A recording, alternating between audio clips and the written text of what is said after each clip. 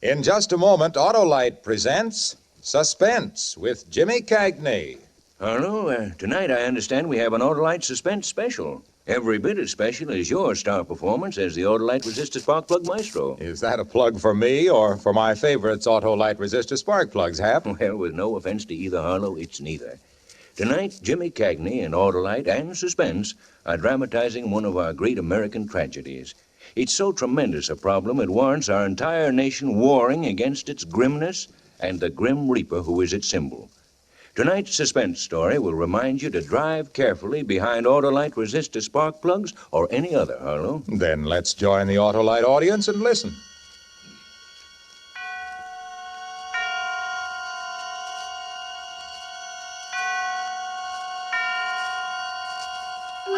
Suspense. Autolite and its 60,000 dealers and service stations bring you radio's outstanding theater of thrills. Starring tonight, Mr. James Cagney in Anton Leader's production of No Escape, a tale well calculated to keep you in suspense.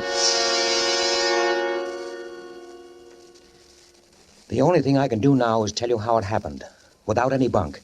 I don't care what you've heard or read about me. I'm not a devil or a mad dog. I don't know what people think happens to a fella. Do they think all of a sudden I turned into stone? I'm no different than anybody else. If I don't eat, I get hungry. If I cut myself shaving, I bleed. I'm just like the next guy, and that's the whole idea. It happened to me, sure, but it would have happened to anybody. It could have happened to you.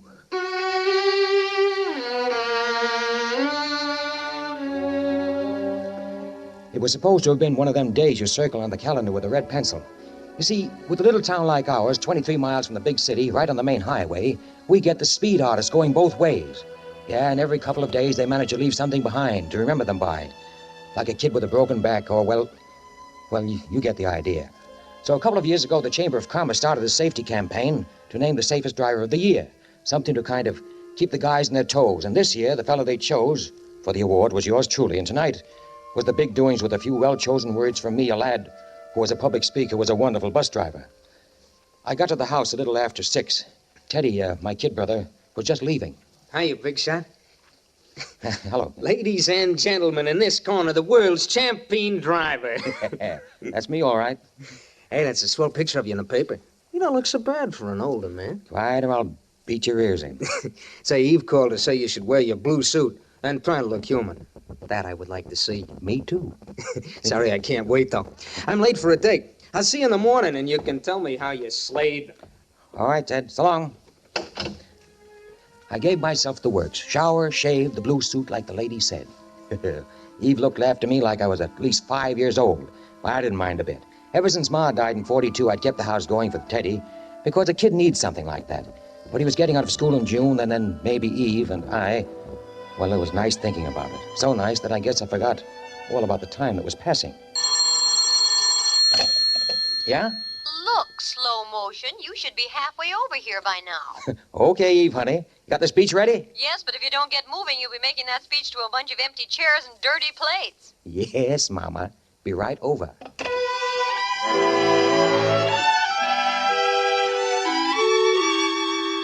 Eve lived outside of town. I'd really have to step on it to pick her up and spend some time rehearsing the speech, and then get to the high school auditorium by 8. I got into the car, and I decided to take the canyon road through the hills where there wasn't any traffic. I could make better time that way. Now, wait just a second. Let me get my thoughts together. I got to get this part exactly right. You got to see it just like it happened, or else it's all a waste of time. All right. I was on the canyon road that wound up through the steep hills, the wall of the mountain on one side of the road and the deep canyon on the other, about 10 to 7, but already dark. Nobody on the road but me, so I stuck pretty close to the middle. And at every turn, the scream of the tires. But I wasn't worried about that. 4 brand new tires, hardly a week old, and good brakes. I never take chances with things like that. Going about 50 miles an hour, maybe a little bit better. But I was all alone on the road, so what difference did it make? I was maybe 2/3 of the way up to the top, right where the road makes a wide curve. I remember I put a cigarette in my mouth, and I pushed the dashboard lighter in. heard the lighter click, and I started reaching for it. And then a pair of headlights blazing out of nowhere. And then a screeching horn, a car coming the other way. I felt my inside double up like a fist. I slammed my foot on the brake, swung the steering wheel to the right. I didn't feel anything hit, and I thought, oh, God, it's going to be okay. I jammed on the emergency. I jerked the door open. Now look back. The road was empty. I still heard the horn, though, but far away, and another sound, too, like a bunch of empty crates toppling over and over. And at first, it didn't register with me. For maybe half a second, I just stood there wondering what happened. Then I saw the reflection of the flame lighting up the whole canyon. I went to the side of the road and looked down. The car was about 500 feet below, burning. And the horn still blasting away, like the driver's body had fallen against it. I started down the canyon. It was almost straight down. I fell and I rolled, and I came to my feet again. Why didn't that horn stop? Why didn't it stop? And then it did stop. And I realized that I had stopped too. What was I waiting for? Oh, to get my wind, that's all. I went down another few feet.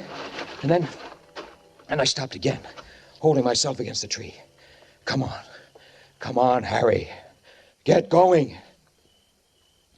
No. What good would it do to go down there? I couldn't help whoever was in that car. It was too late. Nobody could help. Then far down the road, I saw another pair of headlights starting the long climb. I went back to my car. I told myself I was going for help. I drove on to the top of the hill. There was a little gas station up there. They'd have a phone. I was almost there. An old fellow in white overalls was puttering around the pumps. I started slowing down. My whole life was about to be smashed. I'd have to tell them the truth, and what good would it do? What about Eve? What about my kid brother Teddy? What's more important than a man's own family? I'd reached the gravel driveway to the gas station. The old guy heard me coming and started straightening up.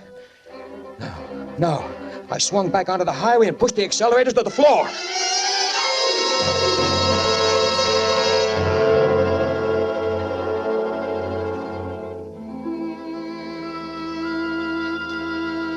I got to Eve's house a little before 7:30. It was funny. I thought I was okay until I reached for the door handle. And then my fingers seemed to go dead, and my heart started going a mile a minute. Harry? Is that you? That's me. I'm sorry I'm late, Eve. Well, where in heaven's name have you been? Honestly, if you aren't the most aggravating... Harry Graham. What? Huh? Look at you. You look like you've been run through a threshing machine. Yeah, I know. Let's go in and out. I'll clean up a little. Well, what in the world happened? I had a flat tire. I had to change it on the road. Flat tire? Oh, fine. All right, wait right here. I'll get the whisk broom. Of all things to happen tonight. All right. Happened. Lay off, will you? Harry. Oh, I'm sorry. Well, don't just stand there. While I'm doing this, take your comb out and start combing your hair. Took my comb out and turned toward the hall mirror. Funny. I didn't look any different than yesterday or the day before that. I was still Harry Graham. After he finished with me, we went back to the car. Get in. I tell you what, you're so upset anyhow. Why don't you let me drive into town? Okay, if you want to. See, now, I turn left at the next block, don't I, for the Canyon Road? Canyon Road? Yes, we can save some time going that way. No. Huh? No, I don't want to go to Canyon Road. I want you to go the regular way. But we're going to be late. Do what I tell you. I'll drive the car myself. But, Harry, we always... Do what I tell you, Eve. All right. I'd have to bite my head off. What have you got against Canyon Road? It's too dangerous at night. Well, all I've got to say is that when they picked you for the safest driver of the year, Harry Graham, they really hit the jackpot. We got to the high school auditorium just a couple of minutes late. But as it turned out, we weren't the only ones late. When we got to the main table, I saw that the chair next to mine was empty. Police Chief Blake, who was supposed to introduce me for my speech, hadn't showed up yet. Then when the dinner was ended, Chief Blake came through the door, and he looked awful. He went over to the chairman of the meeting and whispered something, pointing at me. And then he started for me, and I thought my heart would quit beating. I was looking for a way to escape, maybe when... Hello, Harry. Oh, hello, Chief. Hello. Folks, please. I'm sorry I'm so late. I've just come from Canyon Road. Another terrible accident. Car went over the canyon. 4 people killed and burned. We still haven't gotten them out of the wreckage. It looks like they were forced off the road. Another dirty hit-and-run case. My boys are up there now looking for traces of this other car. I don't have to tell you that we're going to keep on looking till we find out who it was. That's why I had one of my boys bring me back to town here to this meeting tonight. Because now it's even more important to let a fellow like our friend Harry Graham here know we appreciate his good work and wish to the saints there were more like him. Yes, after what I just saw on Canyon Road, I'm really proud of Harry Graham.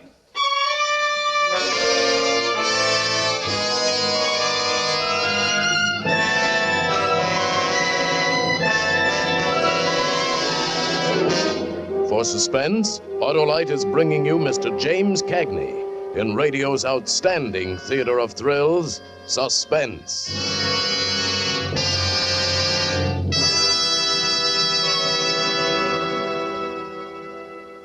Hap, this show hits with the zing of a set of Autolite resistor spark plugs. It gets me right between the optics. Arlo, I've been doing a little research. Yes? The frigid facts on faulty driving should dispel the optical illusions of any automobile driver foolish enough to relax his vigilance for one single moment. Every 30 seconds, a man, woman, or child is injured on our streets or highways. This year, 32,300 people are doomed to death. By Cornelius Hap, I never stopped to realize. You know, Harlow, it takes 10 seconds and 336 feet to stop a car traveling at 60 miles an hour. That's why brains are more important than brakes. Why the man behind the wheel should beware of the speed at which he's driving. Why safe and sane are synonymous words to drivers who value their fellows' lives as well as their own. In other words, Hap, just because Autolite resistor spark plugs give your car more pep, don't try to use all of it, eh? Exactly, Harlow. But there's more. The Good Samaritan is the gracious guy or gal who not only knows and keeps the rules of the road, but also keeps his temper in his head when some bungling Benny gives him the road hog treatment. Yes, Hap, it's sad but true that one right way to wrong driving is to always demand your highway rights. Be sure to be safe. Right, Harlow. And now let's get back to Suspense. And now, Autolite brings back to our Hollywood soundstage Mr. James Cagney as Harry in No Escape, a tale well calculated to keep you in suspense. I had to keep my eyes on the table. I couldn't even look at the chief as he stood there praising me. All I could see was that burning wreck at the foot of the cliff, and all I could hear was that awful horn blowing. I had to bite my lips to keep from screaming, "I did it." Harry. Harry. What? Oh, what? Up on your feet, son. We'd like to hear a few words from you. Oh, look, Chief, folks, I don't think anybody wants to listen to me tonight. Please, let's forget it. No, Harry? Now more than ever, we should hear what a fellow like you has to say. Come on, Harry. But listen. Go on, Harry. Oh, well, all right. I'm afraid I'm no great shakes as a speech maker. Just a lucky thing my girl's a good English teacher. I don't believe we should honor a man for safe driving any more than we should honor him because he's never killed anyone with a gun. When a man gets behind the wheel of a car, he doesn't give up his responsibilities to his fellow men. No one can escape the responsibility of being his brother's keeper, and that goes for. Harry, what's Listen wrong? to me. How can I stand up here and read a speech after what Chief Blake just told us? No, I can't do it. I'm sorry. I can't do it. I guess Harry's right after all, folks. I guess maybe we just better call the meeting off. I know I've got to get back to Canyon Road as soon as I can. Come on, Eve. Come on. Let's get out of here. All right, honey. Oh, Harry. Yeah, Chief. You can do me a big favor. Fellow brought me down here. Had to beat it right back to the accident. Oh, so? I've got to get back there myself right away. Can you give me a lift? Well, I sure like to, Chief, but, well, I've got to get Eve home. Well, you could take me home by the way of Canyon Road. We've gone that way before, honey. But, I'd be much obliged to you, Harry. well, you see, Chief, it's... Harry? Okay, let's go. It's too bad the meeting had to end like this. But I have a hunch you feel like I do, Harry. Like you can't sit still till you find the rat who killed those people. Well, I promise you this, Harry. Whoever he is, we'll get him.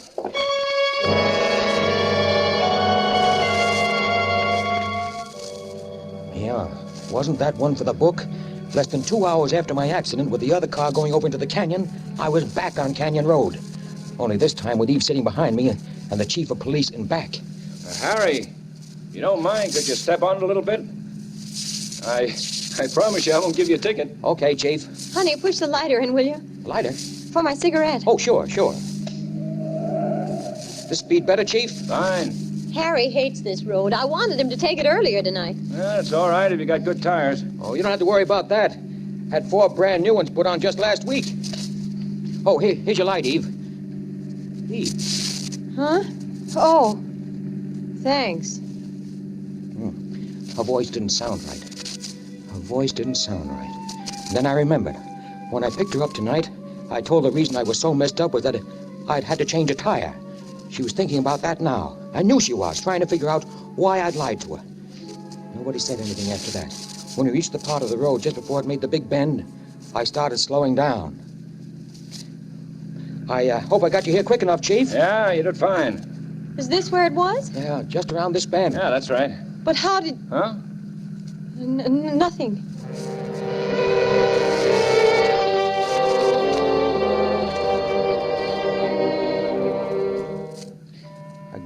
Again, I'd said the wrong thing. What was the matter with me? How was I supposed to know that accident was around the bend? I was cutting my own throat, but now I'd made the turn and there was the red flash burning on the road and a big crash truck at the edge of the canyon and police cars blocking the highway. Just pull over the side, Harry. Okay.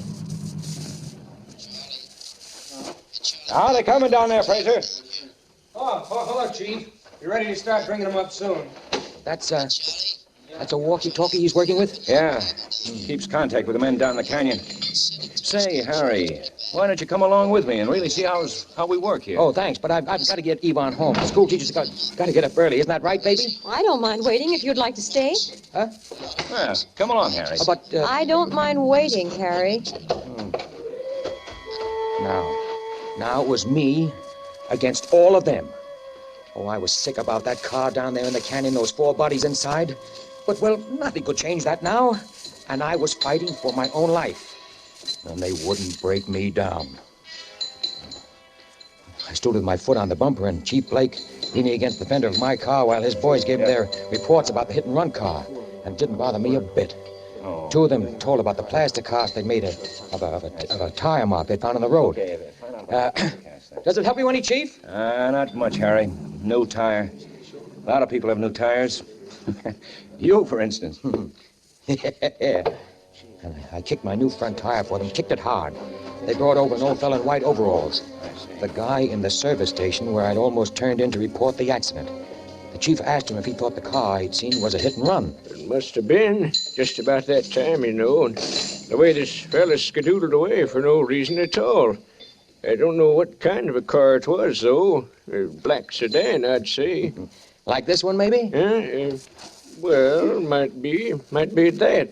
But there's too dark to be sure. Well, first thing tomorrow, I'm going to get myself a green convertible. And everybody got a good laugh out of that, but I would have to be careful. Mustn't go too far. It was me against all of them, and I felt the kind of excitement that a guy might get from walking a tightrope. Thinking back now, sure seems screwy, but that's how I felt. And maybe that is the worst thing that happens to a guy in my spot. The way it turns you into a wild animal against the world. Chief Blake, Hey, yeah, Charlie. It was the fellow with the walkie-talkie over near the crash truck. we're ready to start bringing up the bodies. Okay. Come on, Harry. Let's go over.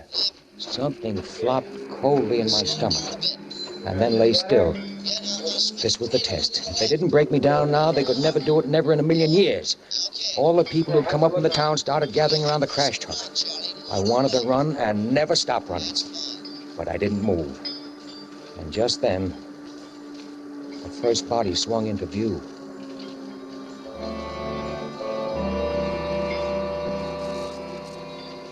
And you could hear everyone in the crowd suck in his breath. And I bit down hard on my lip till I tasted blood. A brown blanket wrapped neatly around something, and then the bundle rested on the ground. And everyone seemed to edge away from it like it could hurt them. And the cable went down into the valley again. And then there was a second bundle. And then there was a third. And then a fourth. And over like a drum beat, like a prayer, I told myself they wouldn't break me down. And then someone pushed forward from the crowd. Joe Mandel, the little tailor. He seemed shy and embarrassed, as though he had no business being here. Chief Blake. Huh? Oh, yeah, Joe. Well, my boy, Philip, he didn't come home for supper tonight, and I... You want to look? Well, you know how a woman is. Rose will feel better if I tell her, okay, I looked and it wasn't... Well, you know. All right, Joe. Doesn't hurt none. Thank you.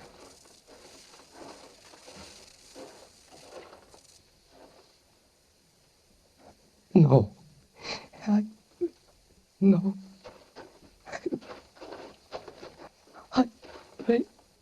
I better go back to my Rose. Sorry, Joe. Wait a minute. Yes. Do you know who Phil was going to be with tonight? His best friend was Mike Roebuck. They were always together. The Goldust twins, everybody called them. Thanks, Joe. Excuse me, Chief. I must go to Rose now. Fraser, Yes, Chief. get back to town. Go over the Roebucks. Don't tell them anything is wrong. Just see if Mike's home. Okay.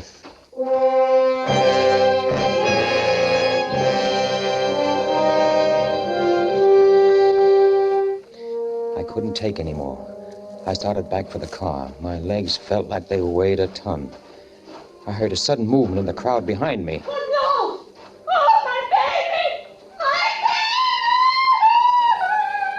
My They wouldn't break me down. They wouldn't break me down. I opened the car door, and Eve was there. I'd almost forgotten her, and I was sure she knew the truth. They brought up all four. Yeah. Harry. I don't want to hear anything now. I'm taking you home. Wait, Harry. Listen, I'm telling you. Kiss me, Harry. What? Hold me and kiss me. I'm such a stupid fool. Hold me. Hold me. All right. Now stop it. Harry, if you knew what's been going through my mind. Okay. Stop it. Just a fool, a stupid fool. And then when I saw you come back to the car, the look on your face. Oh, Harry, how could I have ever thought... No, all right. Now, we'll talk about it later. I'll never talk about it again. Never, Harry.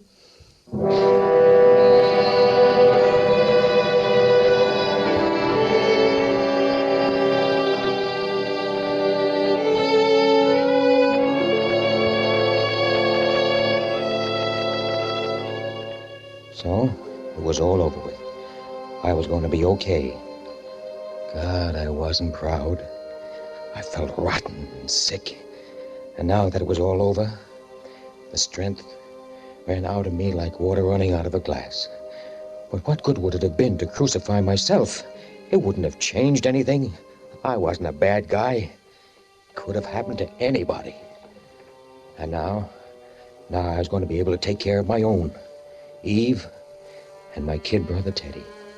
Was that a bad guy? A fellow who wanted to do right for his family? I started the car.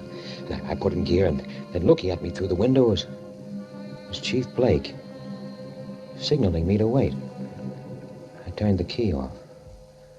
Well, whatever it was, I was very tired. Come on out, Harry. But I've got to get Eve home. Come on out of the car. But... Harry, do like I tell you. Come with me. What do you want? Come with me. When you drove up here tonight, I didn't think it would end like this. You know about it? You, of all people, Harry. Listen, you've got to believe me. It shouldn't have happened to a fella like you. You've got to hear my side. Right here, Harry. Huh? What? What do you... Take a look at this fourth body. Why should I? Pull the blanket back, Harry. Oh, no. No. Teddy. Teddy!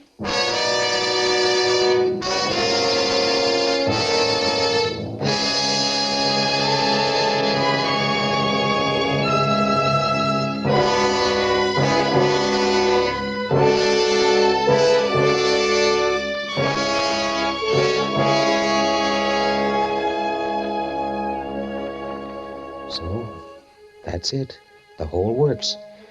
I don't care what you heard or read in the papers. That's the story, just like it happened. No bunk. And thinking back, I guess I kind of hit the nail on the head in that speech that I made that night. You know, that part about no man can ever escape the responsibility of being his brother's keeper.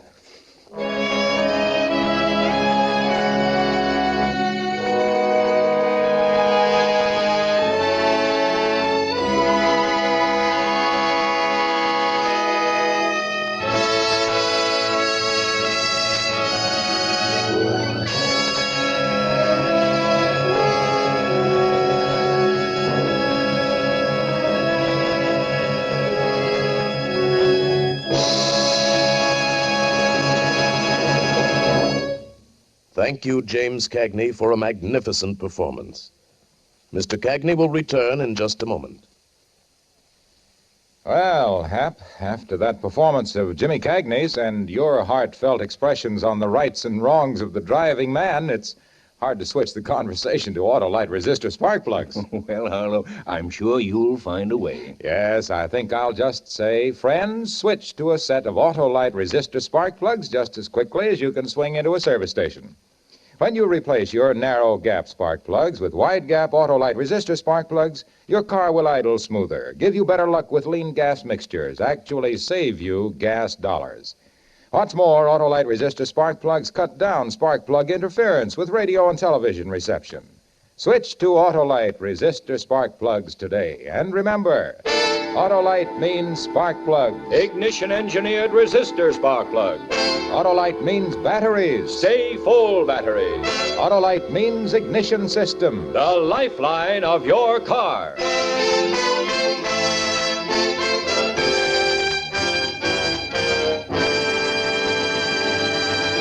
And now here again is Mr. James Cagney. It's always a pleasure to appear on Suspense, but I was especially pleased when Tony Lita asked me to do tonight's story. That's because I feel strongly about the kind of thing that happened to Harry Graham.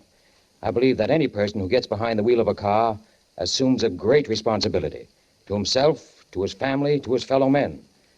That one moment of carelessness or recklessness or drunkenness can mean a lifetime of pain and misery for someone. And it might be you or me. Yes, when you're driving an automobile, we are our brother's keepers. Over the holiday season and all the time, drive carefully. Next week on radio's outstanding theater of thrills, Herbert Marshall will appear in a story with a Christmas atmosphere. Another study in Suspense. James Cagney is now appearing in the photoplay of William Saroyan's prize stage hit, The Time of Your Life. Copies of tonight's suspense play, No Escape, by Larry Marcus, will be available for educational use by groups interested in highway safety. They may be obtained by writing Suspense, the Columbia Broadcasting System, Hollywood, California. Music was composed by Lucian Morawek and conducted by Lud Gluskin. The entire production was under the direction of Anton M. Leader. In the coming weeks, Suspense will present such stars as Ronald Coleman, Robert Montgomery, Dana Andrews, and Frank Sinatra. Make it a point to listen each Thursday to Suspense, radio's outstanding theater of thrills. And next Thursday, same time, hear Herbert Marshall.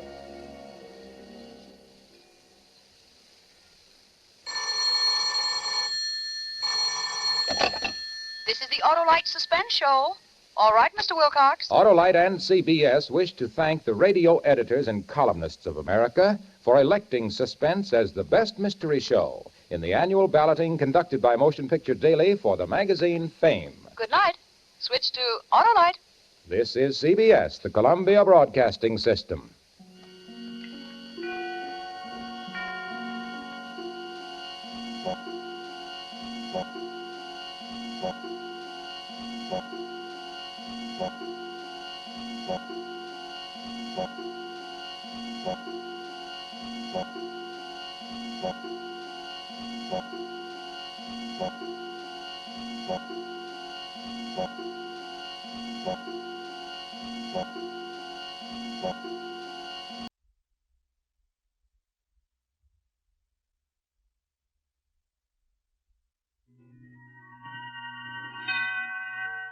Suspense. And the producer of radio's outstanding theater of thrills, the master of mystery and adventure, William N. Robeson. It has been more than 60 years since a New England lady named Charlotte Perkins Gilman wrote a story called The Yellow Wallpaper. Since then, this tale of almost unbearable horror has firmly established itself as one of American literature's greatest tales of terror, ranked by the aficionados of the macabre, along with The Telltale Heart and The Pit and the Pendulum of Edgar Allan Poe. When you combine such a great story with the great talent of the First Lady of Suspense, Miss Agnes Moorehead, you may be sure of an uneasy and unsettling half hour. Turn down the lights, then, and listen. Turn down the lights so you can't see the pattern of your wallpaper, as Agnes Moorehead stars in The Yellow Wallpaper, which begins in exactly 1 minute. Smoke Kent, smoke Kent, smoke Kent with the micronite filter. It is the mild cigarette. It's got the freshest, cleanest taste yet. It is the mild Kent cigarette. Smoke Kent with the micronite filter.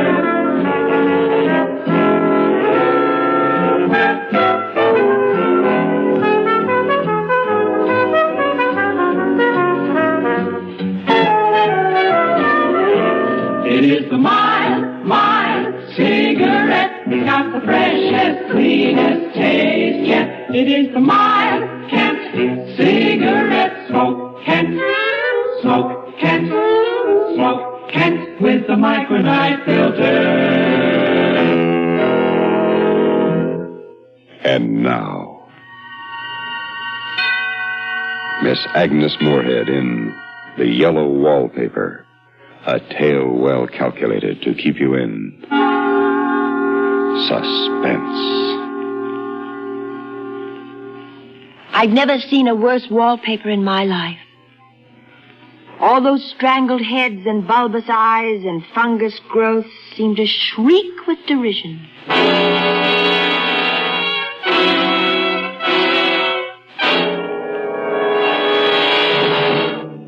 When we came to this house, the minute I saw it, I made up my mind secretly to start writing again, in spite of them. But I don't dare let John know I'm keeping this journal. It's difficult being married to a doctor. John's an excellent doctor, I'm sure, but he's so inconsistent about me. He says I'm not really sick, that I'm only a little run down from caring for the baby, that I have a temporary nervous depression, and so he forbids me to write a word. But writing is such a relief to my mind. I can write down things, tell things here that... No, John says I'm not to brood about those things. I confess they make me feel badly, so I'll only write about the house. I saw it for the first time today, the most beautiful place. John rented it for the summer, and we drove up today, a perfect June morning. The bay and the white sails and people already in swimming. And then the shaded lane and the old-fashioned flower garden and the gnarly trees and the house. The house standing alone in the summer stillness. I could never tell John, but you know the house spoke to me. It was only because he rattled on so that I couldn't hear what it said. Reminded me of those English places you read about. And at only $200 a month. Gardener's cottage and everything. Hedges and walls and gates that lock, and there's a ghostliness. Remember, I rented it just for you, and you're going to let Jenny do all the work while you live the life of Riley. Do you like it, darling? Do you? Yes. Yes, it's lovely, but strange, as though it might be haunted. Darling, you've got that look on your face again, that dopey look. Well, Jenny's home. There's a station wagon. And if I know my dear sister, she's already turned the place inside out and cleaned it top to bottom. John, is it haunted, do you think? What? The house? Yes. At $200 a month? That's asking too much of fate. Come on, hop out. Then why is it rented so cheaply, and why hasn't anyone lived in it for such a long time? I'd call it luck if I believed in luck. There is something strange about the house. I feel it. Now, stop imagining things. I'm not imagining. One reason I don't get well is that you don't believe me. You don't even believe I'm sick. You tell my friends and relatives, I've heard you, that there's nothing wrong with me. There isn't. anything wrong with you? Oh, John. I'm sorry. Don't cry. Come along. Let's go inside. So I came into this house in tears. It was wrong. It was all wrong. Maybe the house saw me crying. Or this room. I got so unreasonably angry with John. I shouldn't, I know. He's so careful and loving, and I repay him so badly. I should control myself. At least in front of him. But it makes me so tired not to show what I feel. My sister-in-law, Jenny, met us at the door. Naturally, she saw I'd been crying, but shook pains to ignore it. Well, hello. You two are early. You must have started at the crack of dawn. How was the trip? Made it in less than 2 hours. They're like as peas in a pod, Jenny and John, both efficient and kind. How did you bear up, pet? Very well, thank you, Jenny. I must say you look both very well. Both kind and both somehow cruel, but I don't really think that. You're in time for lunch. I bought a flounder down at the wharf and cooked it with capers and cream. Sound good? Wonderful, Jenny. May I see the house first? The whole grand tour? Pet, the flounder will be cooked to death. Well, at least my room. Our room. All right, if you insist. But if the fish is spoiled, don't blame me. Why would I blame her? Whose room is this, Jenny? Yours? Yes. It's small, but it's near the door and the telephone. Oh, John? John, look, let's take this one for you and me. I love those roses over the window. I've already put your things upstairs, Pet. A little porch and such pretty old-fashioned chintz hanging. You like the room upstairs. You can see there's not room for 2 beds. And I won't hear of being in separate rooms. John and I talked it over.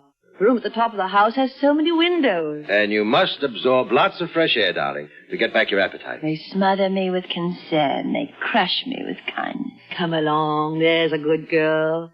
All right. You know what's best. Oh, you'll like the nursery. It's got loads of sunshine. Up the steep, narrow stairs. 2 stories up to the very top of the house. I told myself over and over I mustn't be angry. They mean so well for me. But I'm not to have thoughts or feelings, likes or dislikes. I'm to do what they say because they know what's best. I'm not to cry. I'm not to have dreams or fancies. Up the steep, winding stairs to the top.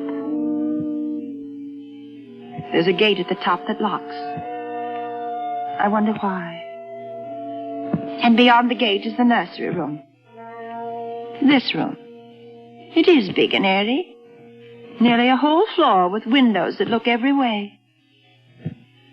They say it was a nursery. But what was it, really? Open them all, Jenny. Wide. Well, darling? Why are the windows barred? Well, that's for little children, otherwise it wouldn't be safe. Yes.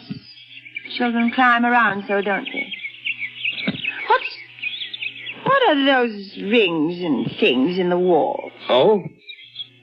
Oh, I expect they made it into a gymnasium when the children were older. A sort of playroom. How they must have hated the wallpaper. They were rough on it, that's for sure. The way they've torn it off in patches. I don't blame them. It's hideous. Oh, who wants to look at wallpaper with this view? You can see the whole bay. The revolting color. It's unclean. It's such a thickish yellow there where the sun's faded in. Now, darling, you must be hungry. I know you're tired. I'm not tired. Why do you both act this way? I say the wallpaper's ugly and you look at each other. Your eyes shuffle back and forth and suddenly you both act as though I'd lost my... Darling. That was something we weren't going to say. Be a good girl, Pet. We don't act anyway. We only want you not to worry. We want you to be well. It's true. That's all they want. John laughs at me, of course, but one expects that in marriage, and he says I have foolish fancies, and he sometimes can talk them away, but not this time. No matter what he says. It's a smoldering, sulphurous, unclean, hideous wallpaper. No wonder the children scratched at it and stripped it down. No wonder they gouged the plaster with their little fingernails. No wonder they hated it. I hate it myself. Somehow I feel it hates me.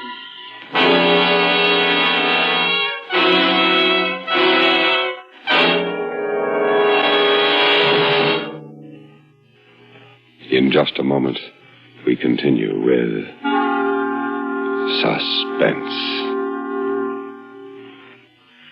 The best things in life may not always be free, but some of the worst things sure are expensive.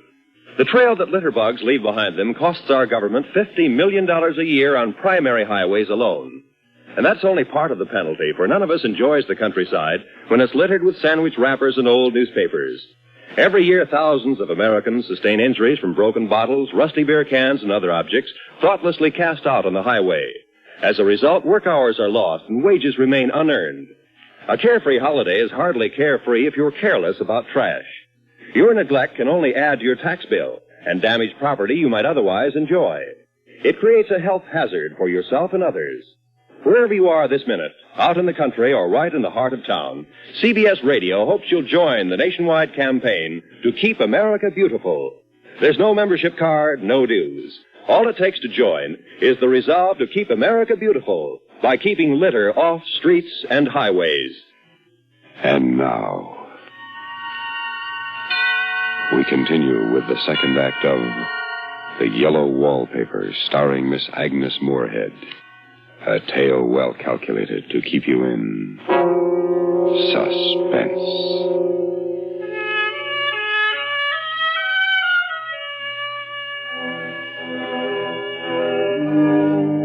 We've been here 2 weeks, and I haven't felt like writing again since that first day. I'm sitting up by the window now, in this frightful nursery room. There's nothing to stop my writing as much as I please. John is away all day, and sometimes even at night if he has a serious case. I'm glad my case is not serious. But these nervous troubles can be depressing all the same. John doesn't know how much I suffer. He knows there's no reason to suffer, and that satisfies him. I suppose John was never nervous in his life. He laughs at me so about this wallpaper. No, I won't let you have your way, you silly goose. If we take in the room downstairs, you'd be seeing faces in the chintz drapes. Not faces, John. Look at that spot. And that one over there. Yes, I see. It's a recurrent pattern. It's a broken neck with 2 bulging eyes staring at me upside down. And to me, it's climbing ivy or some kind of vine. Take your choice. It could be anything. It's the everlastingness. Up and down. Climbing up and down. Sideways. Crawling, and everywhere those unblinking eyes. Now, you must try to rid your mind of such nonsense. You simply must. All right, John, I'll try. After all, it's only in certain lights when I look at the wallpaper from the bed that I see... See what? Nothing. Nothing, John. No, you're right. There's nothing except a pattern. A front pattern. And an under pattern in a different shade of yellow. It dwells in my mind so. I lie on that great immovable bed. It's nailed down. And follow the pattern about by the hour. And then where it isn't faded and when the sun is just so, I see a strange, faint, formless sort of figure lurking, waiting behind that front design. There are things in that wallpaper that nobody knows but me. You know, there's a woman stooping down and creeping about behind that pattern. Last night, it was moonlight, and the moon shines in all around just as the sun does. And John was asleep, and I hated to waken him, so I kept still and watched the moonlight on the wall until the figure behind began to shake the pattern as if she wanted to get out. I got up softly and went and felt the paper to see if it did move. It moved. I'm sure of it. And the woman cried out as though her voice came a long way over water. Let it go. Let me up. Let it go. Let me up. When I went back to the bed, John was awake. What is it? Huh? Why are you up? Don't go walking around like that. You'll catch cold. Well, the moonlight woke me. Well, you are cold. You're shivering. John, I'm not really getting better. Won't you take me away? I don't see how we can leave before our lease is up. Of course, if you were in any danger, I would, but you really are better, dear, whether you see it or not. I'm a doctor, and I know. My appetite may be better in the evening when you're here, but it's worse in the morning when you're gone. You're gaining weight, and your color is better. I don't weigh a bit more, not even as much. Nonsense. You're getting better, I tell you. Better in body, perhaps, but in mind. Darling. I'm not... For my sake, and your sake, and for the sake of our child, I beg you not to let that idea enter your head, not for one instant. Now, can't you trust me as a doctor when I tell you it's a false and foolish idea? Answer me, darling. Don't you trust me? Yes, of course I trust you, only... Only what? Oh, nothing. I'm sleepy. Let's go to sleep. But I didn't sleep. I lay there for hours trying to decide if the front pattern and the back pattern move together or separately. No, there's no question about it. In the moonlight, the front pattern becomes bars. The outside pattern, I mean. And the woman behind it shakes the bars as she creeps around.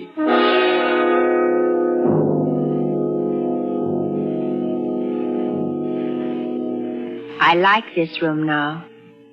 And life is much more exciting than it used to be. I have something more to expect, to look forward to watch.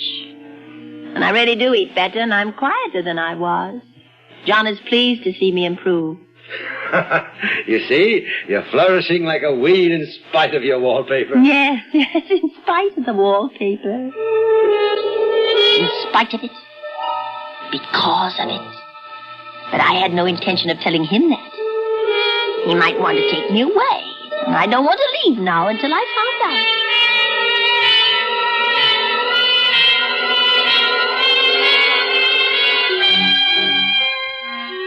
There's a very funny mark on the wall low down near the mopboard. A streak that runs around the room. It goes behind every piece of furniture, except the bed.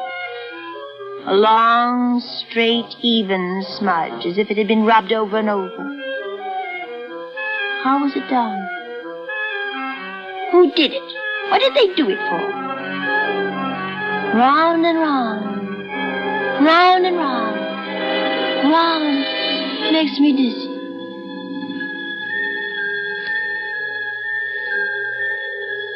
I really discovered something at last. There are a great many women behind the pattern, and sometimes only one. And she creeps around fast, and her creeping shakes the pattern. She's trying to climb through and can't because the pattern strangles everything. But she does get out in the daytime. I know because I've seen her. When a car comes, she hides in the blackberry vines. I'd hide too. I always lock the door when I creep by daylight.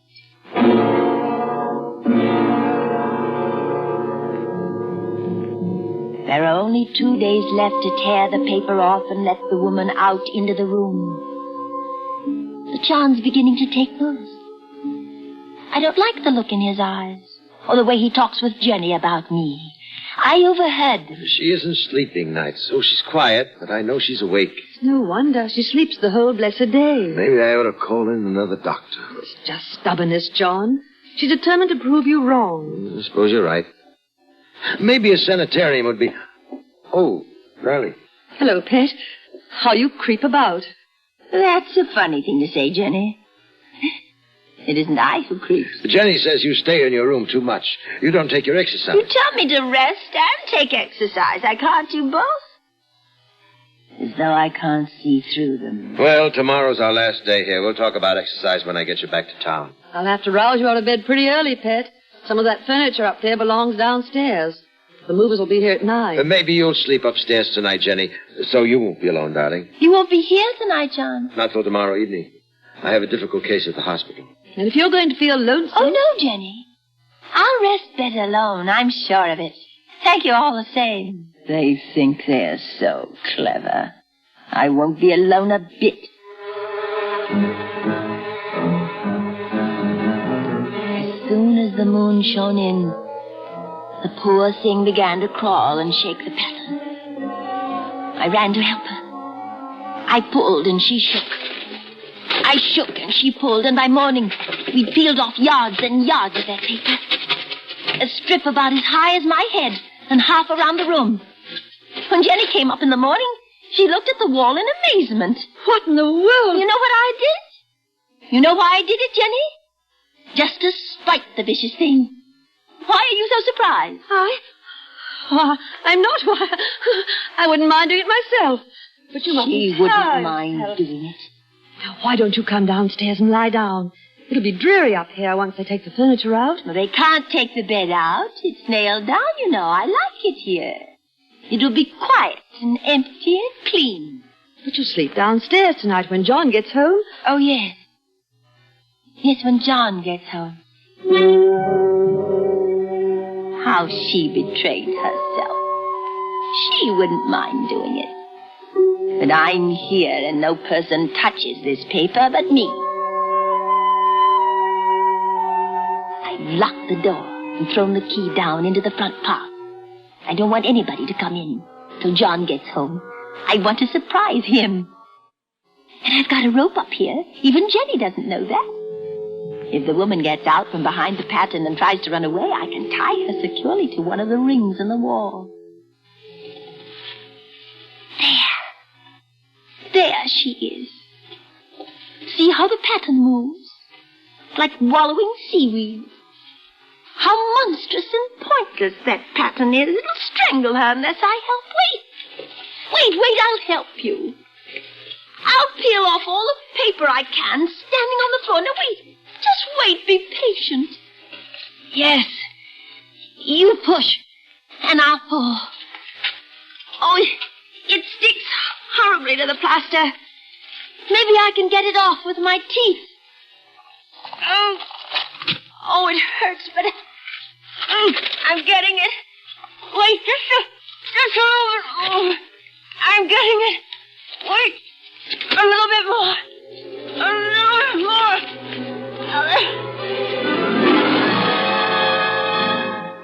I wonder if they all came out of the wallpaper as I did. I think they did. But I have you securely tied by my rope. You'll never get away. But I don't want to get away. It's so pleasant to be on, to creep about as I please. It is pleasant. But at night you have to get back behind the pattern. That will be hard. Well, it's better than going outside. I won't go outside, even if Jenny asks me to. For outside I have to creep on the ground, where everything is green instead of yellow. And here I creep smoothly on the floor. Listen, there she is now. Darling, open the door. Why, it's John at the door. Open the door, darling. Open it, please, dear. How he does pound and shout. It's no use, Dr. John. You can't open it. Open it. Do you hear me? Open it. Jenny, bring me an axe quickly. Oh, no. He'll break down that beautiful door. John, dear, the key's down in front of the house, under a plantain leaf. Please, darling. It's down by the front door, John. Open the door. For heaven's sake, open it. I can't. The key's downstairs, John. It's under a plantain leaf by the front steps. It's under a plantain leaf, John. Go and see. You'll find it if you look. There, he's gone to look. Now I can creep slowly, smoothly on the floor, round and round and round and round. And my shoulder just fits into that long smooch on the wall, so I can't lose my way. He's coming back.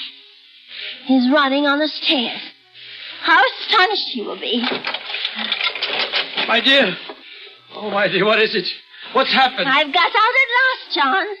Out? Out from... Yes. In spite of you and Jenny. I pulled down the paper. I shook the pattern and pushed and pulled it down. It stuck horribly. But you'll never, never, never put back. You're so pale, John. Why do you close your eyes? Watch how swiftly I creep in this lovely yellow room.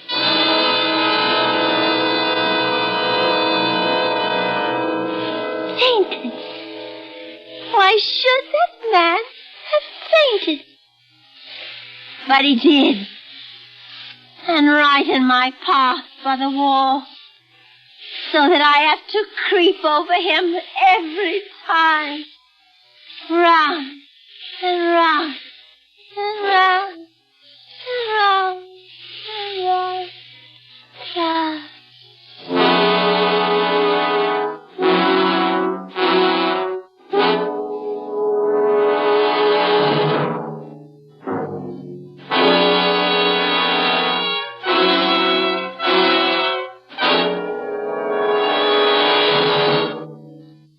Suspense, in which Miss Agnes Moorehead starred in The Yellow Wallpaper, adapted by Sylvia Richards from the story by Charlotte Perkins Gilman.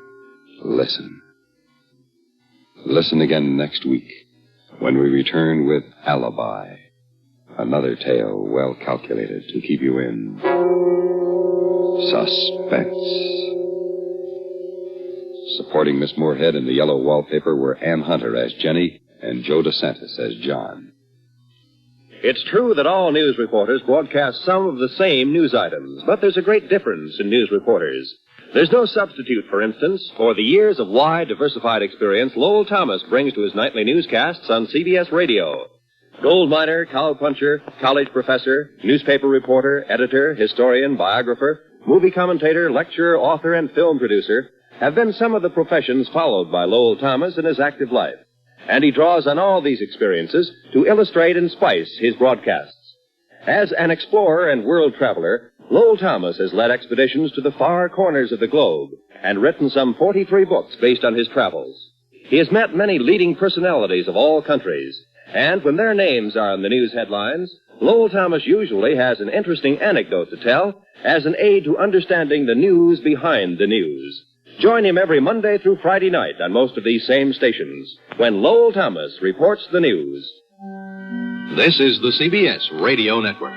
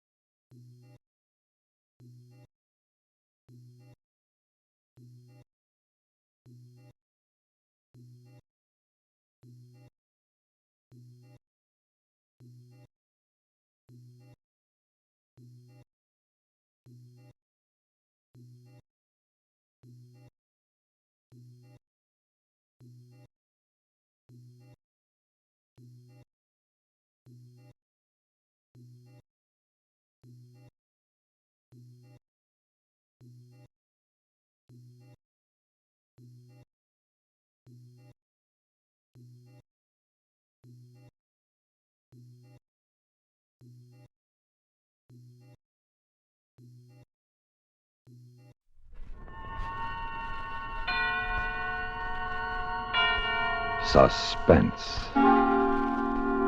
And the producer of radio's outstanding theater of thrills, the master of mystery and adventure, William N. Robeson. Radio drama is an art form which developed slowly during the quarter century between the perfecting of the audio tube of Dr. Lee DeForest and the video tube of Dr. Vladimir Zwoyorkin. We feel that great radio plays, just as great stage plays, should be revived from time to time. So, we are presenting a revival of one of the most famous radio plays of all time, Lucille Fletcher's unforgettable Sorry, Wrong Number. And of course, there is only one actress in the world entitled to play the leading role of the harassed Mrs. Stevenson. She who created the role 14 years ago, Miss Agnes Moorehead. Listen then to Sorry, Wrong Number, which begins in exactly 1 minute. We have, together, ample capacity and freedom to defend freedom. This is NATO, the North Atlantic Treaty Organization. Day after day, month after month, since April 4th, 1949, the activities of the North Atlantic Treaty Organization have moved steadily forward on many fronts. This complete cooperation must and will continue because the concept of national self-sufficiency is out of date. Countries of the free world are interdependent, and only in genuine partnership and by combining their resources, sharing tasks in many fields, can progress and safety be found. The United States of America is a part of NATO. You should be aware of and alert to the objectives and programs of the North Atlantic Treaty Organization. And now, Sorry, Wrong Number, starring Miss Agnes Moorehead. A tale well calculated to keep you in suspense.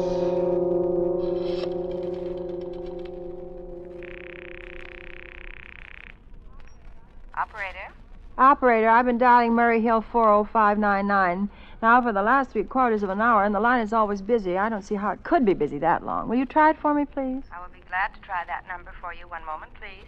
You see, it's my husband's office. He's working late tonight, and I'm all alone here in the house. My health is very poor, and I've been feeling so nervous all day. I am ringing Murray Hill 40599.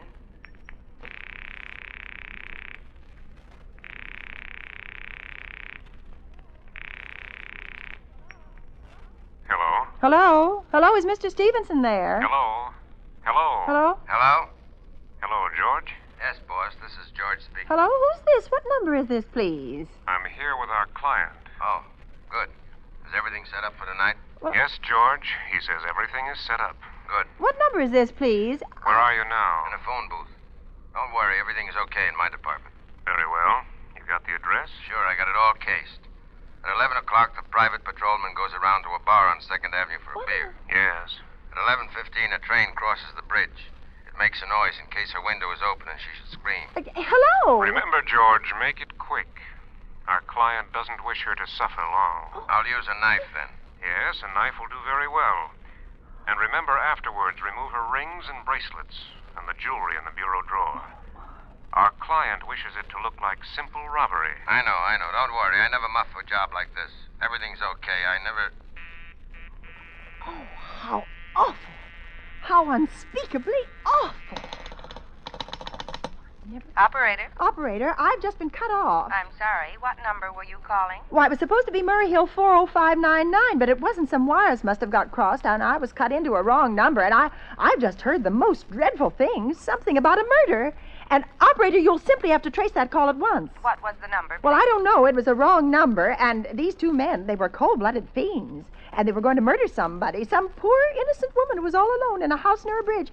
We've got to stop them. We've just got to... What number were you calling? Well, that doesn't matter. It was a wrong number. Now, look, it was obviously a case of some little slip of the finger. I asked you to get me Murray Hill 40599. You dialed it, but your finger must have slipped. And I was connected with some other number. I could hear them, but they couldn't hear me. Now, I simply fail to see why you couldn't make that same mistake again on purpose, why you couldn't try to dial Murray Hill 40599 in the same sort of careless way. Murray Hill 40599. I will try to get it for you. Well, thank you.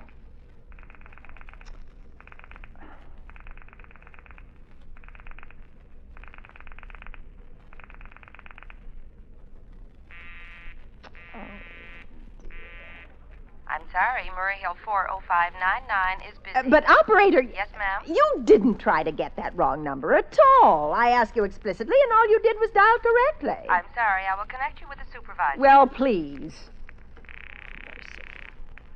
This is the supervisor. May I help you? Yes, I want you to trace a telephone call immediately. I don't know where it came from or who was making it, but it's absolutely necessary that it be traced because it was about a murder that someone's planning.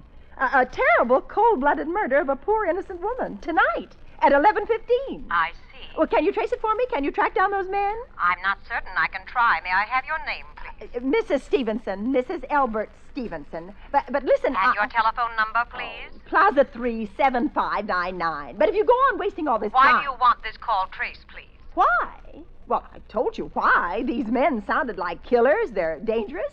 They're going to murder this woman at 11:15 tonight, and I thought the police ought to know. Have you reported this to the police? Well, no, not yet. You want this call checked purely as a private individual? Well, yes, but meanwhile... I'm sorry, Mrs. Stevenson, but I'm afraid we couldn't trace the call just on your say-so as a private individual. Oh. We'd have to have something more official. Oh, for heaven's sake. Well, all right, I'll call the police. Thank you. I'm sure that would be the best way to get... Oh, ridiculous.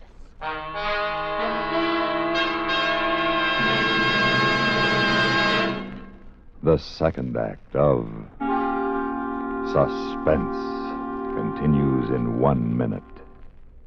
Another visit with Joe and Daphne Forsythe. Hey, honey, I'm home. Daphne. Drop dead. Uh-oh, what's the matter, honey? Don't you speak to me, you Don Juan. Don Juan?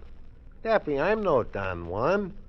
No habla español. Very funny. Ha, ha, ha. Well, it was no prize winner, but... Neither are you Lothario. I've often wondered, what's a Lothario?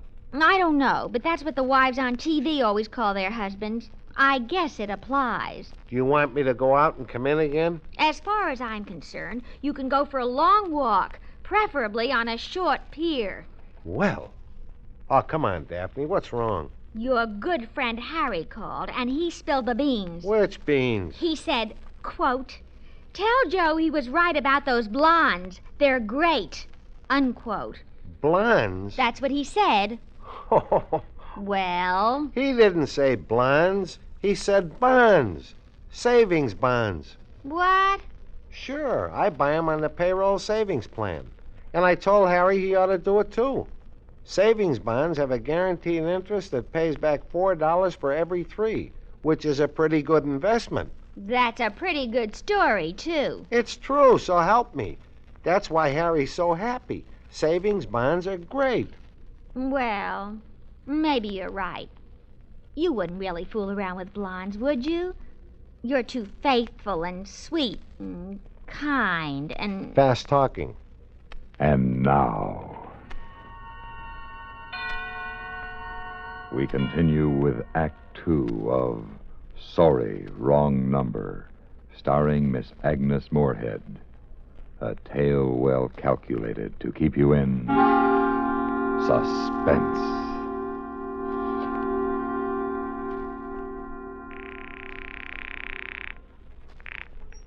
Operator? The police department. Get me the police department, please. Thank you. I will connect you with the police department. Oh, dear. You have to dial? Can't you ring them directly? Police Station, Precinct 43, Sergeant Martin speaking. Police department? Oh, this is Mrs. Stevenson. Mrs. Elbert Smythe Stevenson of 53 North Sutton Place.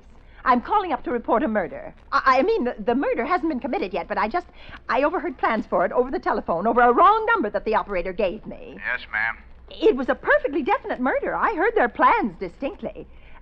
2 men were talking, and they were going to murder some woman at 11:15 tonight. She lived in a house near a bridge. Are you listening to me? Yes, ma'am. And there was a private patrolman on the street. He was going to go around for a beer on 2nd Avenue. And there was some third man, a client, who was paying to have this poor woman murdered. They were going to take her rings and bracelets and use a knife. Well, it's just unnerved me dreadfully, and I'm not well. I see, and when was all this, ma'am? About 8 minutes ago. And what was that number you were calling? Murray Hill 40599, but that wasn't the number I overheard. I mean, Murray Hill 40599 is my husband's office. He's working late tonight, and I was trying to reach him to ask him to come home. I'm an invalid, you know, and it's the maid's night off, and I hate to be alone, even though he says I'm perfectly safe as long as I have the telephone right beside my bed. Well, we'll look into it, Mrs. Stevenson, see if we can check it with the telephone company. Check it! I've already taken care of that. Oh, you have? Yes, and personally I feel you ought to do something far more immediate and drastic than just check the call. I'd say the whole thing calls for a search. A complete and thorough search of the whole city. I'm very near the bridge, and I'm not far from 2nd Avenue, and I know I'd feel a whole lot better if you sent around a radio car to this neighborhood at once. And what makes you think the murder's going to be committed in your neighborhood, ma'am? Well, I don't know. Only the coincidence is so horrible.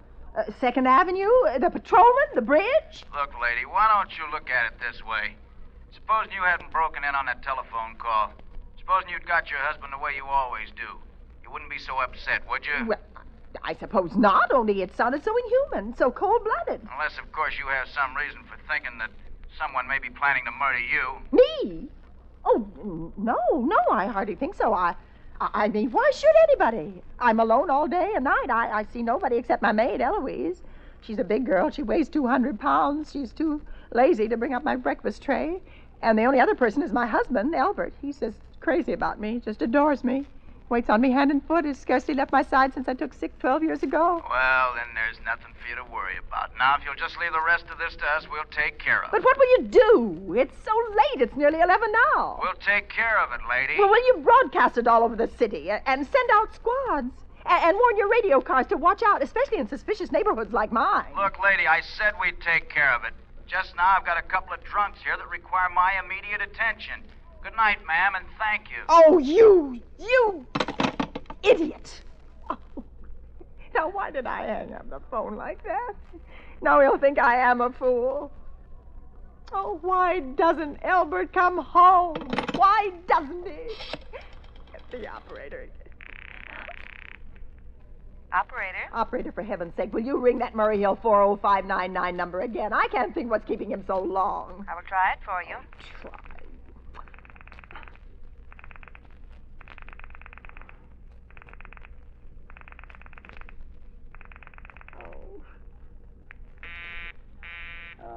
I'm sorry, Murray Hill 40599 is busy. I can hear it. You don't have to tell me. I know it's busy.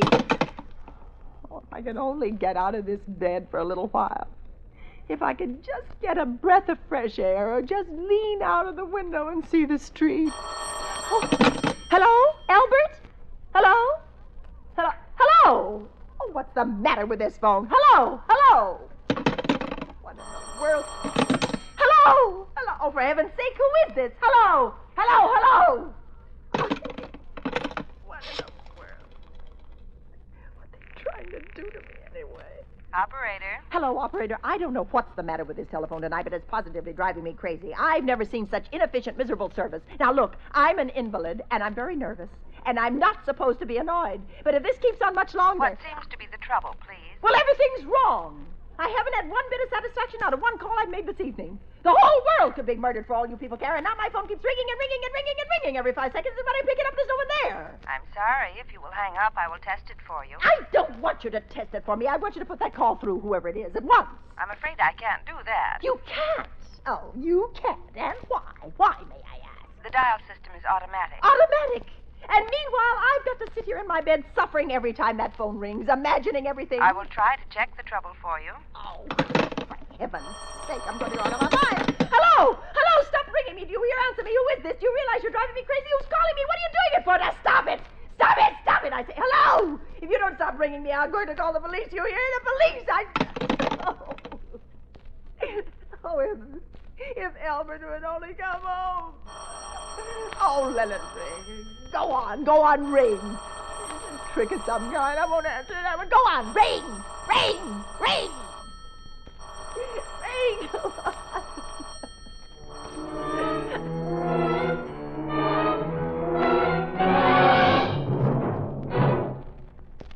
Act 3 of Suspense follows in 1 minute.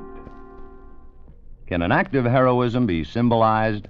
It can, and is, in one of its most distinguished forms, by a medallion of gold bronze bearing the Great Seal of the United States. surrounded by a blue enameled band inscribed, "For Distinguished Service." On the reverse side is a group of flags representing the Allied nations. The medallion is suspended from a plain bar attached to a ribbon with vertical stripes of red, white, and blue. This is the Army's Distinguished Service Medal, awarded to military personnel for exceptionally meritorious service to the government in a duty of great responsibility. This medal also has been awarded to military personnel of other countries, notably the leaders of the Allied troops in World War I, General Petain of France, Field Marshal Haig of Great Britain, and Lieutenant General Diaz of Italy. In nature and background, the Distinguished Service Medal is somewhat similar to the Legion of Honor bestowed by France. Only a few are worthy. Only a few can measure up to this symbol of selfless dedication, a vital and living form of freedom. And now, we continue with Act 3 of Sorry, Wrong Number, starring Miss Agnes Moorehead. A tale well calculated to keep you in suspense.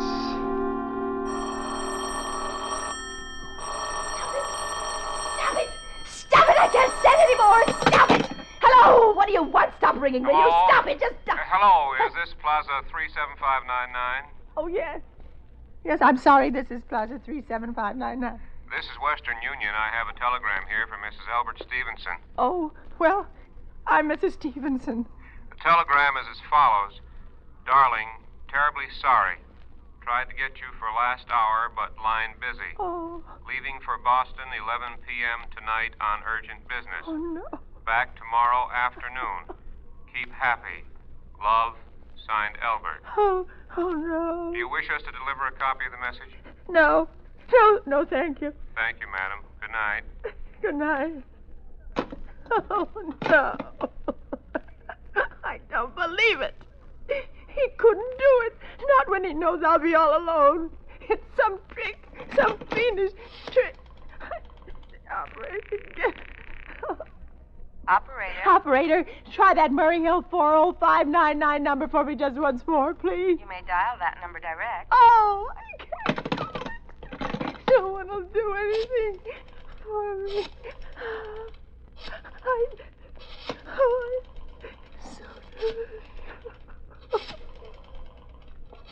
Oh, it's got to be there.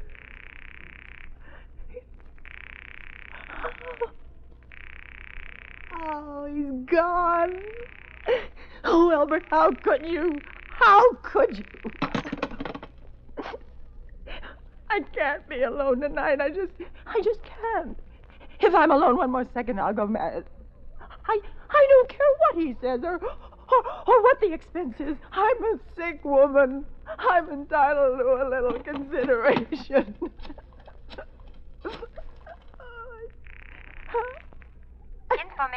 Information. I want the telephone number of Henchley Hospital. Henchley Hospital? Do you have the street address? No, but it's somewhere in the 70s. It's a very small, private, and exclusive hospital where I had my appendix out 2 years ago. Henchley, H-E-N-C... One moment, please. Well, please hurry. And please, what is the time? You may find out the time by dialing Meridian 71212. Oh, for heaven's sake, I've no time to be dialing. The Henchley Hospital is Butterfield 8. Butterfield 2598. Oh. Butterfield 8. 2 5 9 8.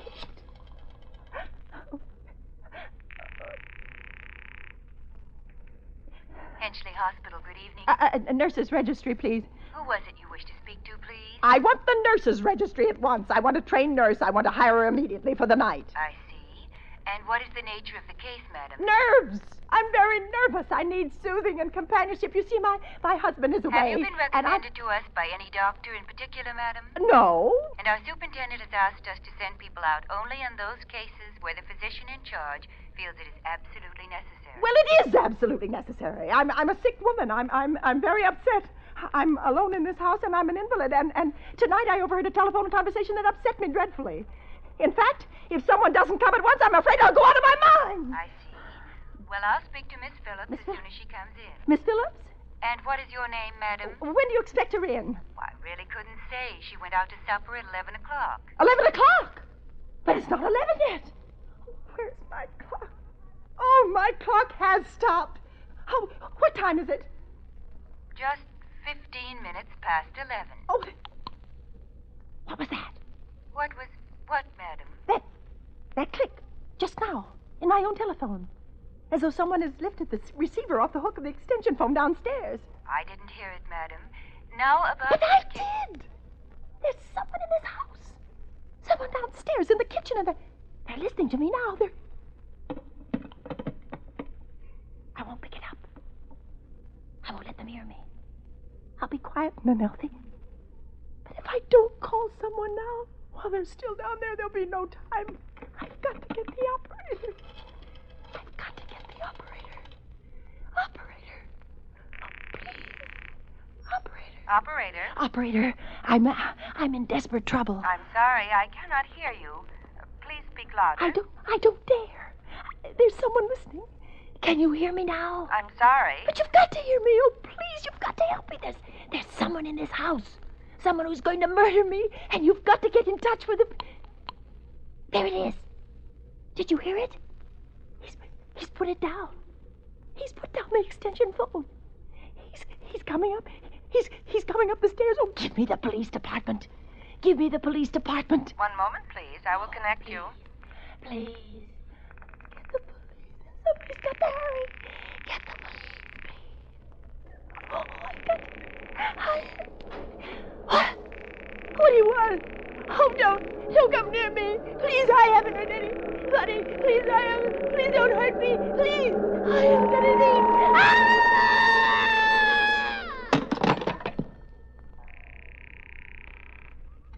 Police Department, Precinct 43, Sergeant Martin speaking. Police Department, Precinct 43, Sergeant Martin speaking. Police Department? Sorry, wrong number. Don't worry, everything is okay here.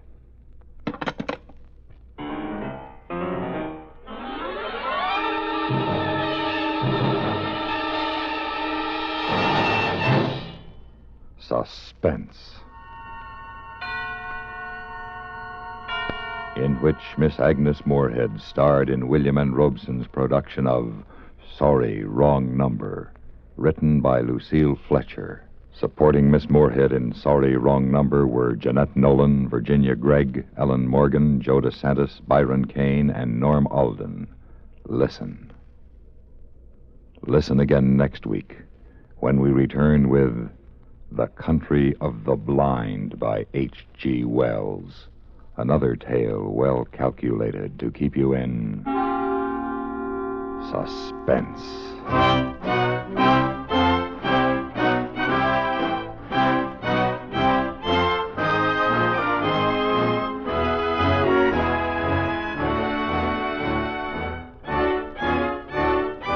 Suspense has been brought to you through the worldwide facilities of the United States Armed Forces Radio and Television Service.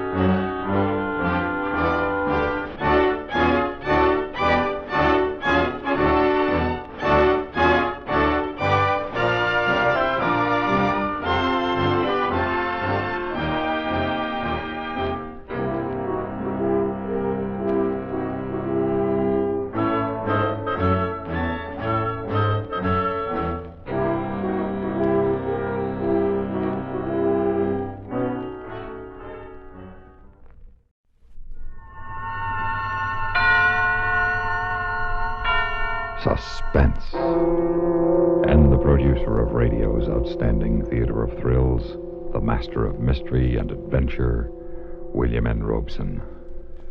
There are several areas in which the human race splits into antithetical groups. Cats, for instance. A person either likes cats or he hates them. Or the moon. There are those who want to visit it, and there are others who prefer to use moonlight for the purpose God intended. And then there's hunting. Some men must prove their manhood by bagging bigger and bigger game. To others, wanton killing is sickness. Our story concerns two such men and a wounded lion. A story we believe will indeed keep you in suspense. Listen then as Everett Sloane stars in Game Hunt, which begins in exactly 1 minute. Memo on medals. Interesting information about our military awards and decorations. Our nation's fourth highest combat award is the Silver Star Medal, a small silver star encircled by a wreath in the center of a larger bronze star. The ribbon from which this simple yet dramatic medal is suspended has a vertical center stripe of red with alternating stripes of white and blue to the edges. The Silver Star is awarded to individuals, both military and civilian, who distinguish themselves by gallantry and intrepidity in action under orders of a general officer.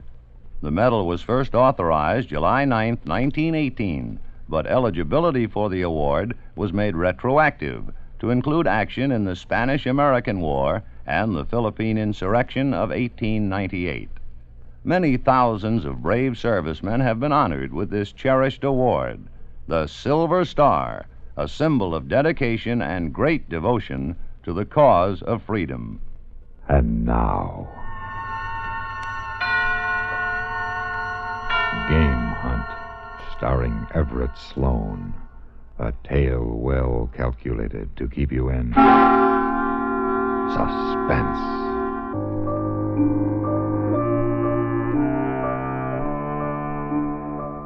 The day had begun much the same as the other mornings on safari. We had left the base camp deep in the Kenya country before a cloudy dawn broke. Now we were advancing through the waist-high grass of the savannah. There were 3 of us. Howard Babson, a rich American from Chicago. Elims and kudos and gazelles are all very well, but I came down here for lion. And there was a mission-educated native tracker whose unpronounceable Maasai name had been simplified to Charlie. You don't worry, Bwana. This is lion country. Good lion country. And lastly, there was me, Jeffrey R. Cross. I'm a white hunter, professional. For a price, I will lead anyone to big game, see that he bags it, and send him home loaded with trophies and convinced that he's the world's most fearless marksman. But the business is not without danger. That's why we start a customer off killing harmless animals before we lead him to the man-eaters, hoping that he will gain confidence in himself and his gun before he's called upon to make the shot he must not miss. Let's get on with it, R. Cross. We're waiting for Charlie. But why? Our eyes are as good as his. I'll know a lion when I see one. Oh, yes, I'm sure you will, Mr. Babson. But the lions you'll see are not behind bars in the circus. It's one thing to recognize a lion. It's quite another to understand him. Charlie understands him. What was that? Charlie, behind you. You see, Mr. Babson? You didn't hear him. Neither did I. Neither does a lion. Bwana, big one, not far. He feed on zebra in clearing. He carry great mane. Well, let's go then. Shell in your chamber? You think I'm stupid, R. Cross? Just wanted to be sure. That's why you're paying me. All right, let's go. The wind is shifting some, Charlie. It will work with us long enough, I think. You think that because you're a lazy beggar and you want to stay on the game trail instead of fighting the bush? No. Wind will help us long enough. There, Bwana. Let's go.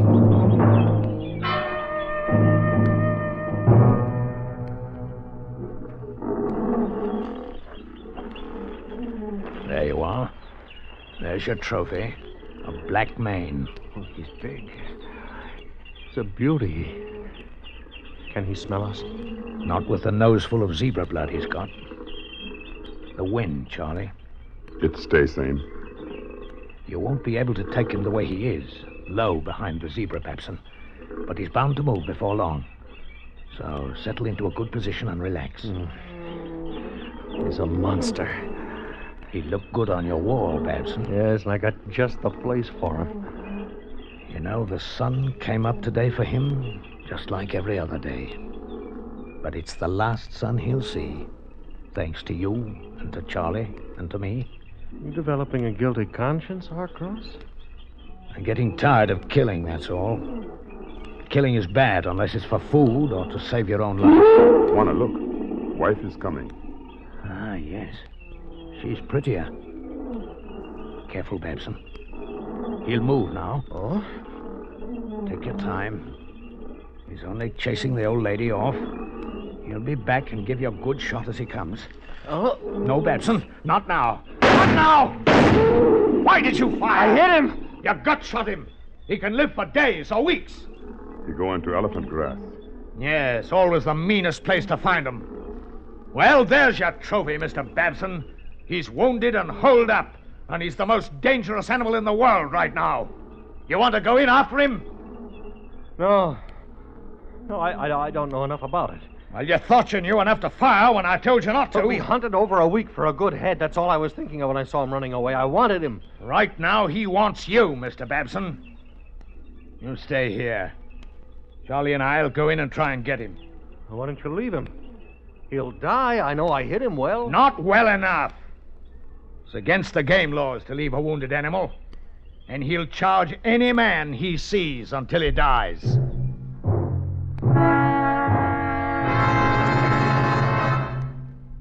In a moment, we continue with the second act of Suspense. Another visit with Joe and Daphne Forsythe. Hey, honey, I'm home. Daphne. Drop dead. Uh-oh, what's the matter, honey? Don't you speak to me, you Don Juan. Don Juan? Daphne, I'm no Don Juan. No habla español. Very funny. Ha, ha, ha. Well, it was no prize winner, but... Neither are you Lothario. I've often wondered, what's a Lothario? I don't know, but that's what the wives on TV always call their husbands. I guess it applies. Do you want me to go out and come in again? As far as I'm concerned, you can go for a long walk, preferably on a short pier. Well. Oh, come on, Daphne. What's wrong? Your good friend Harry called, and he spilled the beans. Which beans? He said, quote, "Tell Joe he was right about those blondes. They're great," unquote. Blondes? That's what he said. Well? He didn't say blondes. He said bonds. Savings bonds. What? Sure. I buy 'em on the payroll savings plan. And I told Harry he ought to do it, too. Savings bonds have a guaranteed interest that pays back $4 for every 3, which is a pretty good investment. That's a pretty good story, too. It's true, so help me. That's why Harry's so happy. Savings bonds are great. Well, maybe you're right. You wouldn't really fool around with blondes, would you? You're too faithful and sweet and kind and... Fast talking. And now, starring Everett Sloane, Act 2 of Game Hunt.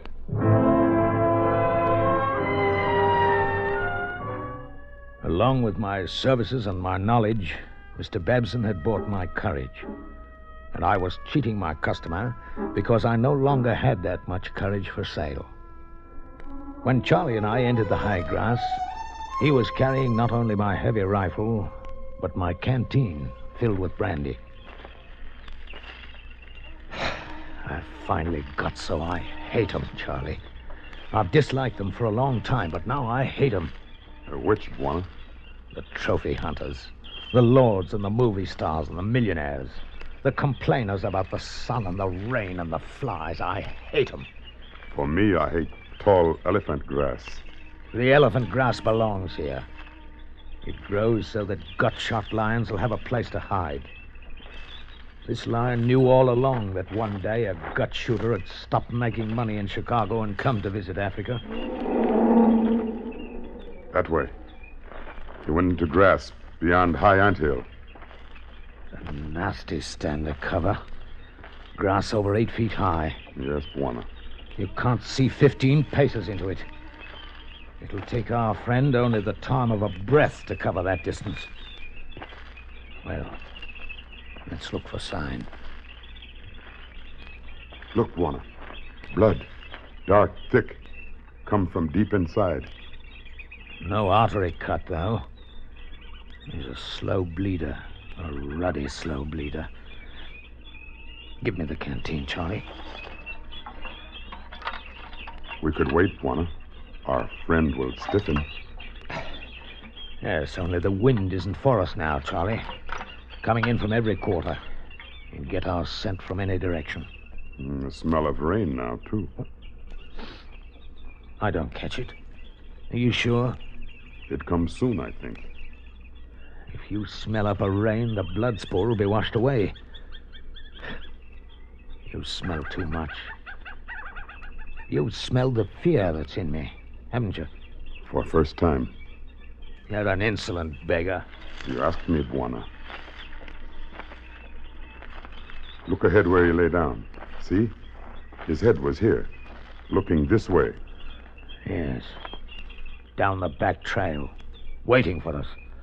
See? Claw signs. He is close enough that he caught our scent and got up and ran. He has not stiffened. And he's waiting again, up ahead. He has nothing else to do. No. You've got a wife and children, Charlie. How are they? They eat well. The doctor has done much to stop sickness. When did you see them last? Before this hunt. You must want to get back to them as quickly as possible, huh? Yes, Buana. The lion's wife. She come closer. What direction? Where is she? The wind is against us now. You don't know where she is? No, Buana. Give me the canteen.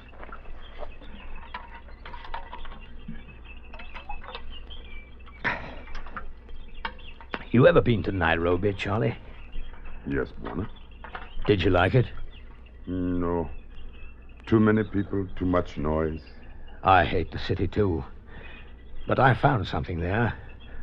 A reason to live, I mean. A woman. She said she'd be my wife. I've never had a wife. A wife is good. Not with this kind of business in the elephant grass. When you think of a wife, you don't do well with a gut-shot lion.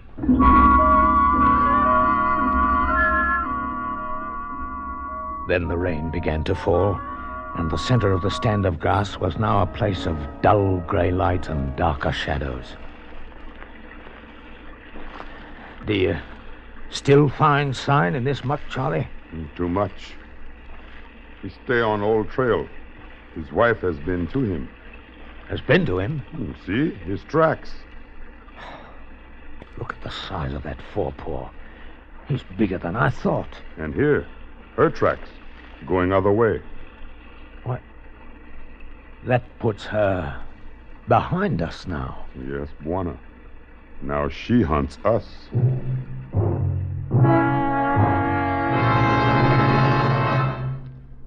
In just a moment, we continue with the third act of Suspense. We have together ample capacity and freedom to defend freedom. This is NATO, the North Atlantic Treaty Organization. NATO nations trust each other. Proof? Well, since the advent of NATO, the amount of information which member governments exchange concerning their armed forces and their economic and financial positions is greater and more detailed than any which allies have ever before exchanged, whether in time of war or peace. The United States of America is a part of NATO. You should be aware of and alert to the objectives and programs of the North Atlantic Treaty Organization. And now, starring Everett Sloane, Act 3 of Game Hunt.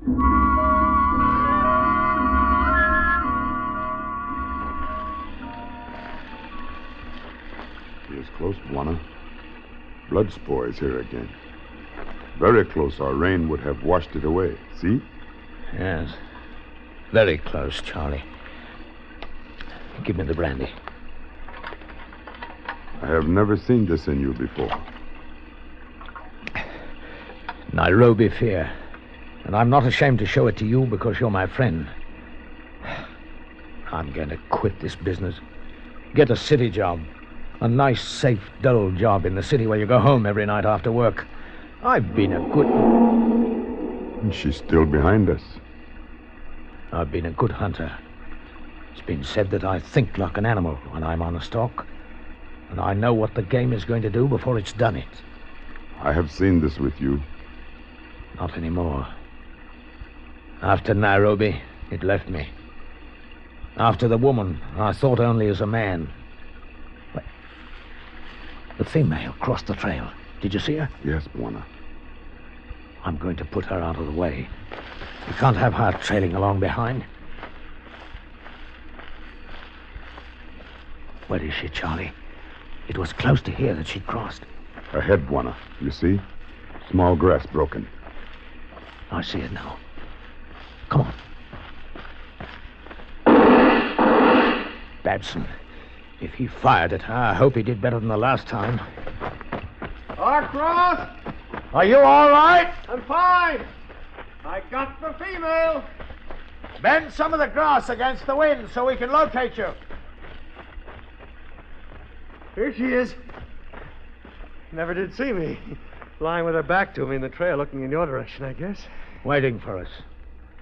We were stalking each other. When she got up to move to the side, I had my sights on her shoulder. Simple as that. Isn't she a beauty? Lovely.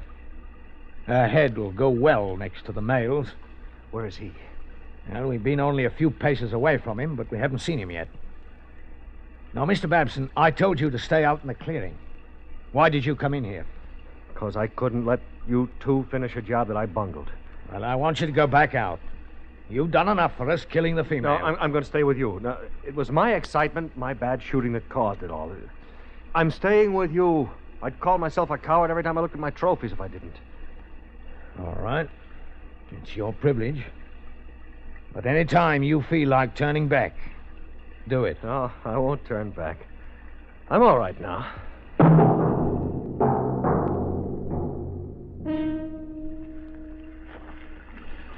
Bwana, here is where we were close to him. Rain wash away blood, but marks still show. Yes, and they stay on the trail. Not for long, I think. Let's find out how long. Here we are. He's off to the left. His back leg very bad now. I feel good now, Charlie. No Nairobi. What does that mean, no Nairobi? No. A vague term we sometimes use in our trade. Sort of uneasiness. Now, we move in a line a few paces apart. You on my left, Babson. Charlie on my right. When he decides to come, he'll charge anything that moves. So freeze when he starts. Charlie and I will draw his attention and swing his charge toward us. Now, this isn't to favor you, Babson. It's to give you a better target. Oh, I'll have him broadside, you mean? Right. Don't move your position and keep firing until your rifle is empty. Reload, start firing again. A few paces this way for me? That's good. All right, Charlie. Take us to him. Yes, Bwana.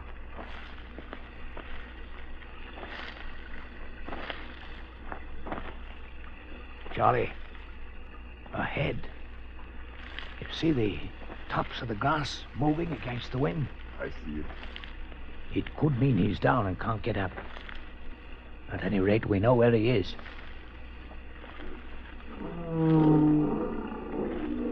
Carefully now. He'll be less than 20 paces away when we first see him. There he comes. Don't fire. No, Lord. We want him closer. Oh, good Lord. Now hold, Babson. No. We'll swing him this way. I can't stay. Freeze, Babson. Can't hold. Don't run. Open up, Charlie. Outside the front. Shoot.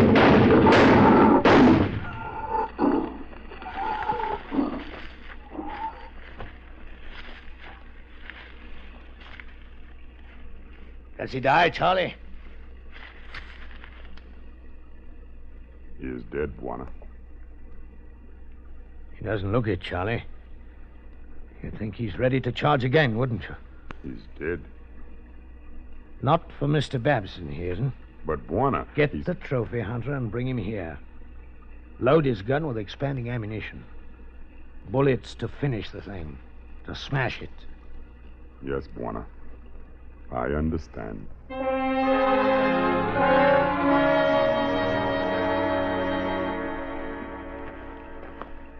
I'm sorry that I ran across it. I couldn't help it. There was nothing I could do. Well, of course there wasn't. Your first time and all. Yeah. Well, where is he? Come here, I'll show you. Over there. You can just see his head. Yes. He'll be ready to charge again if we let him rest. I thought you'd like the final shots. I would. All right. Put your sights right under his ear and a bit to the front. Check the safety. Mm-hmm. Go ahead. I hit him? Again. Don't take any chances. One more. That will do it, I think. Well, let's look at him. Well, congratulations, Mr. Babson. You've killed your lion. Oh, but his head. He's worthless as a trophy. His head's blown to bits. Yes, it's a shame. One of those things. I'm afraid it had to be this way.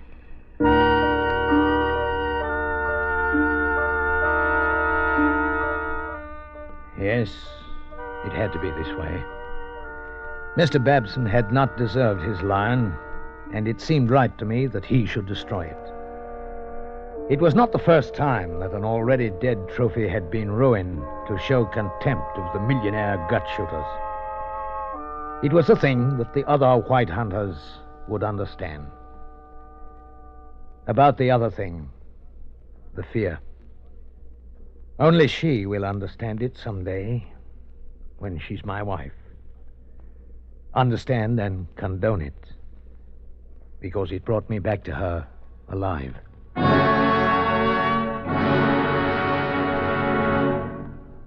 Suspense, in which Everett Sloane starred in William N. Robeson's production of Game Hunt by Gil Dowd. Supporting Mr. Sloane in Game Hunt were Lawrence Dobkin and Roy Glenn. Listen. Listen again next week when we return with another tale well calculated to keep you in suspense.